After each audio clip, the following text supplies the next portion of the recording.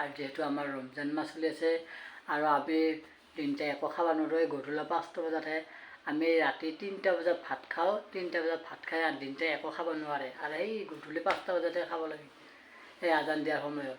দিনটা আমি এনেকৈ থাকোঁ আৰু সকলোৱে ৰমজান মাহৰ শুভেচ্ছা যাচিলোঁ। সকলোৱে যেন ৰমজান মাহটা ভালে ভালে যায় তাৰে কামনা কৰিলোঁ আৰু গধূলা লগ পাই আছোঁ। ইফতাৰৰ নাস্তা আমি আগত লৈ থাকিব লাগে, আজান দিলে খাব লাগে। আৰু মেইন বস্তু আমি আজান দিলে আগতে খেজুৰটোহে খাব লাগে। এয়া চেনি বৰা আছে আৰু ইপিনে আছে ৰুটি, এইবিলাক দেখক এইবিলাক মায়ে বনাইছে।